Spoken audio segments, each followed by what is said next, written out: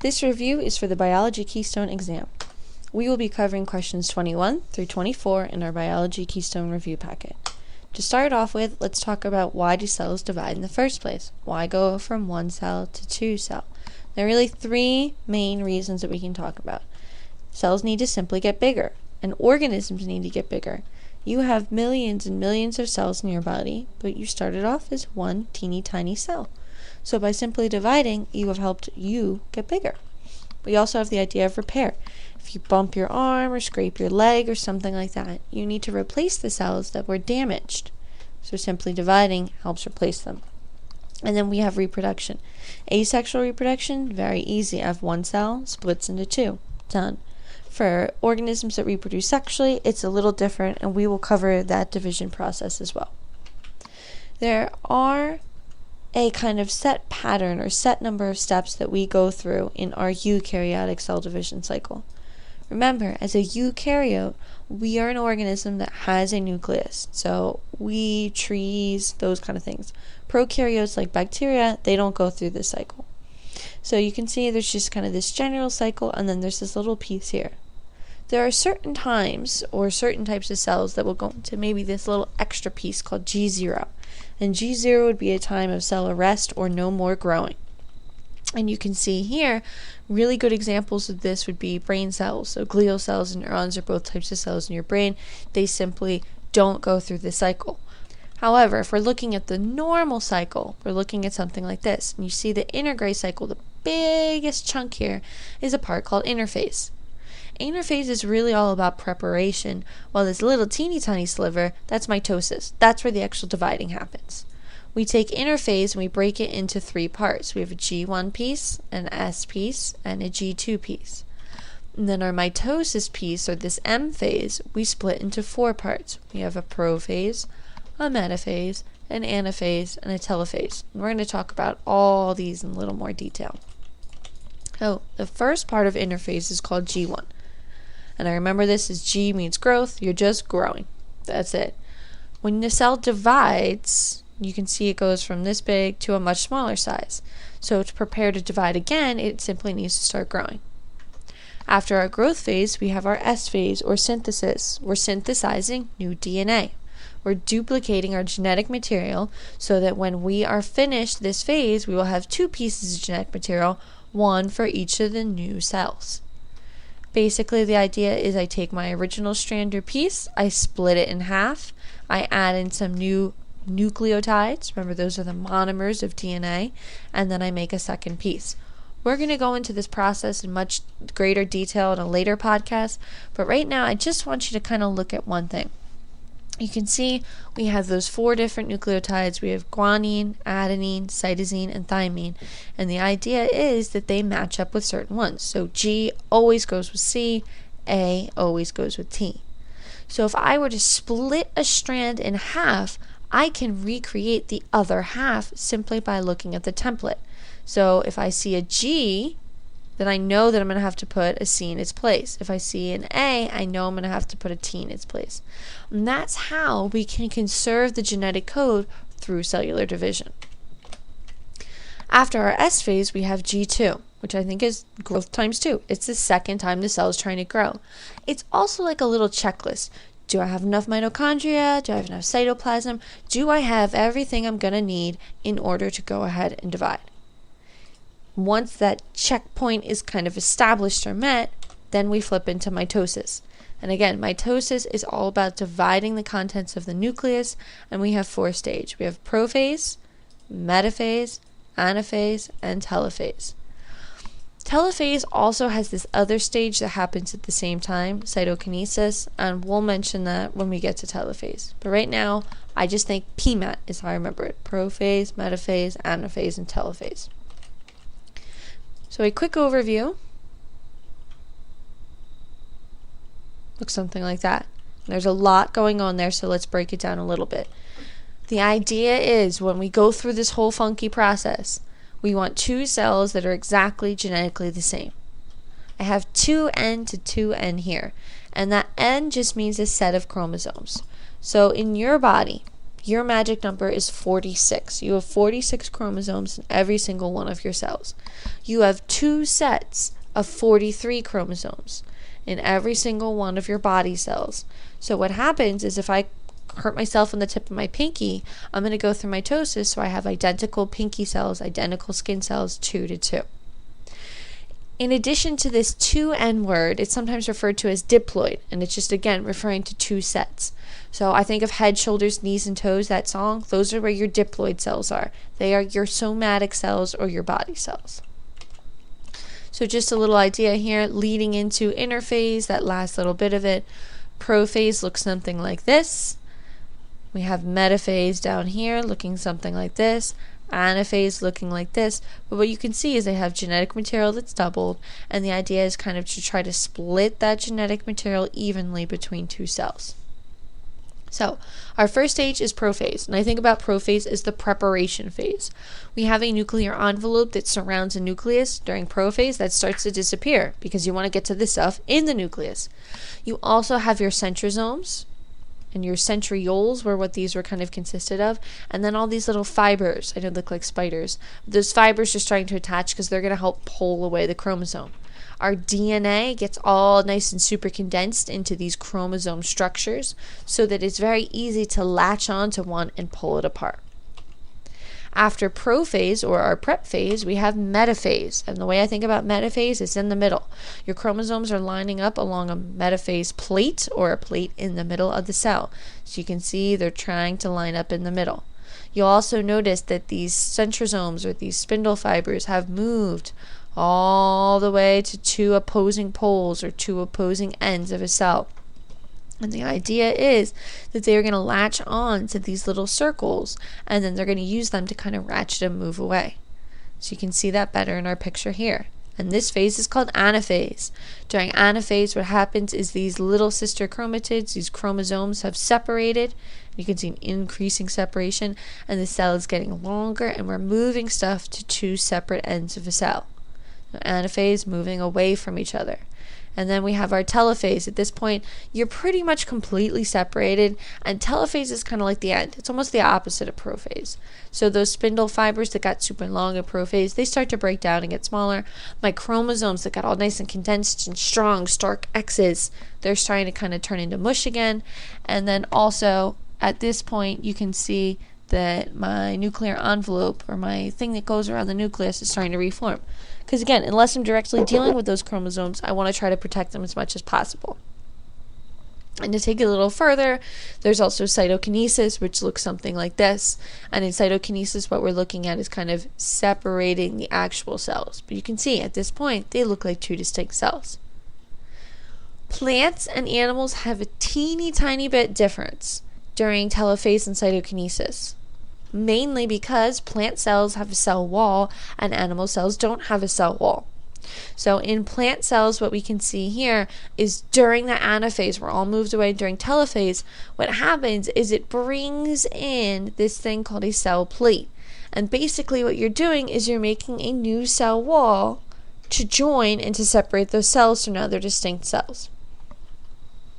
In anaphase, in animal cells, what happens is at the end of anaphase, we get this little ring of filaments and tubules, and what it does is it kind of wraps around the cell and pulls it in together. It is called a cleavage furrow, and it pulls it on in, and basically pops it into 2 separate cells. Just a little bit of a difference there. McGraw-Hill has a really nice video on mitosis, so we're going to look at that to try to pull everything together. Mitosis is a process of nuclear division by which replicated copies of a cell's DNA are organized into chromosomes. The identical copies of the DNA are then divided equally between 2 daughter cells. Early in mitosis, during prophase, the nuclear membrane and nucleolus begin to break down. As prophase continues, the DNA condenses to form chromosomes, while the mitotic spindle, made of proteins called microtubules, begins to form and attaches to the kinetochores on each chromosome. During metaphase, the chromosomes are moved to the central plate of the cell by the spindle microtubules. In anaphase, the microtubules attached to the kinetochores of each chromosome shorten, drawing the chromatids of each chromosome to opposite ends of the cell, while the unattached microtubules elongate, stretching the cell. During telophase, the chromatids, now called chromosomes, reach the poles of the cell as the unattached microtubules continue to elongate. The nuclear membranes begin to reform as the nucleoli reappear and the chromosomes relax as the DNA unwinds. Telophase is followed by cytokinesis, or division of the cytoplasm. In animal cells, a cleavage furrow forms at the center on either side of the cell, pinching through until the original cell is divided into two daughter cells. In plant cells, cytokinesis is different due to the presence of a rigid cell wall. Okay, so moving on from mitosis to meiosis. Certain times we're going to want to cut our chromosome number in half. Like I said, as human beings, our magic number is 46. So if I have 46 chromosomes and my mate has 46 chromosomes, our child would have 92. 92 is not the correct number for a human being. And then if this person were to grow up and he were to mate, his child would have 184. We do not want this scenario to happen. We want to keep the correct number 46. So what we do is we take this chromosome number and we simply cut it in half. And we do that through a process called meiosis. And for that reason, sometimes meiosis is called reduction division. I want to reduce the number of chromosomes in each cell. So I start off with 2n, or my 46 number, and I cut it down to 1n. I cut that number in half to 23 chromosomes. Again, diploid is referring to 2n. Sometimes it'll be diploid to haploid. So we're going from now half of what we had before. This only happens in your gametes or your sex cells. So this is not head, shoulders, knees, and toes. This is sperm and egg. To have this happen, we actually go through two different sets of division. So we have our interphase, we have our prep. We're going to have a meiosis 1 that's going to result in 2 cells. And then we're going to have a meiosis 2 that's going to result in 4 cells. So at the end, we get 4 haploid cells, and they are not genetically equivalent. In mitosis, they're all identical, they're the same. You can see here half the number and they look different. There's kind of a mishmash of coloring. So meiosis 1, you can see here interphase, not condensed DNA, it's where it's spending out its time. Prophase, prep. Metaphase, I'm still lining up in the middle, but now I have these homologous pairs of chromosomes. So homologous just means matching pair. So since I have double, I have my matching pairs here. They separate and I get to telophase 1. So I have my interphase, I have my prophase 1, I have my metaphase 1, I have my anaphase 1, I have my telophase 1. Really the same idea. I still have my prep, I still have my middle, I still have my away, and I still have my far, because telo means far, or the end, but I'm looking at different amounts of chromosomes. I have big paired homologous chromosomes that are doubled up. So at the end of this, I'm going to get 2 cells, and each is going to be 1n, or haploid, because it's going to have half of the number that it used to have, and it's got 1 set of chromosomes. For meiosis 2, what we're going to have is a prophase 2, a metaphase 2, an anaphase 2, and a telophase 2. You'll notice there is no interphase 2. And that's really important to think about, because in interphase we have that S phase, and S stands for synthesis. We don't want to redouble our genetic information. We want to cut it in half. So in our prophase, what's happening is those chromosomes are going to make sure they're quick little prep, make sure everything's correct. Metaphase, they're going to line up right along that metaphase plate in the middle.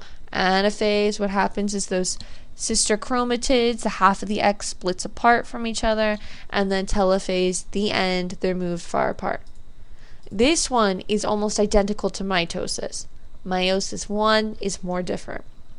At the end of this, you get 4 cells, 1, 2, 3, 4, and each one is 1n, and it has 1 set of 23. So if this were a sperm and this were an egg, 23 from sperm plus 23 from egg equals the 46 of a normal adult. McGraw-Hill also has a very nice animation of meiosis, so to sum everything up, we're going to watch that one. Meiosis is the process that results in the formation of sperm cells and egg cells. The cells that will undergo meiosis are typically found in the testes and ovaries of males and females, respectively. These germline cells are diploid, having 2 sets of chromosomes, but will undergo meiosis to produce haploid cells, having 1 set of chromosomes. During fertilization, these haploid cells fuse to form a diploid offspring. Like mitosis, meiosis is preceded by an interphase. During this time, DNA replicates and each chromosome becomes doubled, consisting of 2 identical strands of DNA. Meiosis involves 2 divisions. The first division, meiosis 1, halves the number of chromosomes, and in the second division, meiosis 2, the sister chromatids are split. The end result is 4 haploid cells. Now let's look at each of these divisions in more detail. Meiosis 1 begins with prophase 1. Individual, replicated chromosomes become visible, and each chromosome consists of identical sister chromatids joined at their centromeres. The spindle fibers start to form, and the nuclear envelope disintegrates. In addition, homologous chromosomes line up next to each other, and an event unique to meiosis occurs. During this unique event, called crossing over, 2 homologous chromosomes, which are lined up next to each other, exchange DNA between adjacent homologous chromatids. After crossing over has occurred, the sister chromatids of one chromosome are no longer identical to one another. In metaphase 1, homologous chromosomes line up along the equator of the cell. For each pair of homologs, the orientation on the equator is random. Currently, the large purple chromosome and the small green chromosome are on top. However, the small purple chromosome could just as easily have ended on top. Each different orientation results in gametes with different combinations of parental chromosomes. This process is called independent assortment. Once the chromosomes are lined up, the ends of the spindle fibers attach to each centromere. In anaphase 1, the chromosomes move apart from one another along the spindle fiber to the opposite ends of the cell. At this point, each chromosome is still double-stranded and has 2 sister chromatids. However, we are separating homologous chromosomes into 2 different cells, so that each new cell will have only 1 member of the homologous pair and will be haploid. In telophase 1, the spindle fiber disintegrates and cytokinesis, cell division, begins. Thus, in meiosis 1, which progresses from prophase 1 to telophase 1, 2 cells are created, and each cell has half the number of chromosomes compared to the original cell. After cytokinesis is complete, a second division, or meiosis 2, starts. This division is identical to mitosis, and the resulting cells have the exact same number of chromosomes as the original cell at the end of meiosis 1. In prophase 2, we now have 2 cells, each with 2 chromosomes. In this stage, the spindle fibers again start to form at the poles of the cell. In metaphase 2, the chromosomes line up along the equator. This is different from metaphase 1, where the homologous chromosomes were lined up. In metaphase 2, each cell has only 1 of each homologous chromosome. In anaphase 2, the sister chromatids move away from each other along the spindle fiber, and in telophase 2, along with cytokinesis, we see the formation of 4 genetically different haploid cells. So the McGraw-Hill one just reiterated this, but there's sources of genetic variation in the result of meiosis. You don't look just like your brothers or your sisters, and you don't look just like your parents. And there are 2 main things that happen in meiosis that illustrate this. So one that was mentioned is prophase 1. There's this idea of crossing over. And again, what happens is you're matching your homologous chromosomes, and during prophase 1, they actually can cross over another and swap little pieces. So what you can see here is this is an AB, A little b, little a big B, little a little b. They're just different combinations, and that allows us to be varied or different. We also have independent assortment, which happens in anaphase 1 and anaphase 2. And that's the idea. During anaphase and during metaphase, you don't know how they're going to line up. You don't know how they're going to separate. So they're showing you that all the blues could be on the left and all the reds could be on the right, or blue, blue, red, red. It's completely equally probability. It's just luck. So that those cells could look like this, and those cells could look like this, and those cells could look like that. So it's really the lining up in metaphase and the moving apart in anaphase. So just to sum up meiosis, we have one cell here going through interphase. We go through prophase 1. Nuclear envelope breaks down. My homologous chromosomes start to pair up. That's where crossing over would happen in prophase 1. Metaphase 1, they line up in the middle. The homologous chromosomes separate, go away from each other in anaphase 1. And then I have telophase 1, where everything's kind of reforming. There is no interphase 2, so we jump right from telophase 1 to prophase 2. Again, prepping, making sure everything's set, get those spindle fibers moving. Metaphase 2, lining up in the middle. Anaphase 2, moving away from each other. Telophase 2, the end. And then when it's all said and done, you get these cells. So this one would have twice the amount of genetic material as these. However, even though this process seems pretty awesome, and it is, it can go wrong. And the biggest way it can go wrong is in non-disjunction. So what happens is, again, you're supposed to line up in the middle of the cell in a metaphase, but what can happen is instead of pulling those two up and those two down, sometimes these homologous chromosomes don't separate. If this were to happen, meiosis 1, and what happens is instead of getting these even numbers, you get something like n+1 or n-1. This can lead to genetic diseases like Down syndrome, where you have 3 copies of chromosome number 21 instead of the 2 you're supposed to have. There's also Patau syndrome, which is trisomy 13, so 3 copies of chromosome 13 when you're only supposed to have 2. And it happens because of non-disjunction. This could also happen in anaphase 1, where, anaphase 1 or anaphase 2, this idea of separation here, where you're pulling not the even correct amount. So all of these cells have a problem as a result. So to sum things up, cells follow a cycle to grow and divide, and we have one long part of the cell cycle called interphase, and it has 3 parts, G1, S, and G2. That small leftover piece is called mitosis. That's all about dividing the nuclear division. And in regular mitosis, we want genetically identical cells, and we have 4 sort of 5 stages: prophase, metaphase, anaphase, telophase, and cytokinesis and telophase happen at the same time. If we don't want to make genetically identical cells and we want to reduce the chromosome number, we're going to use meiosis, and there's a meiosis 1 and a meiosis 2.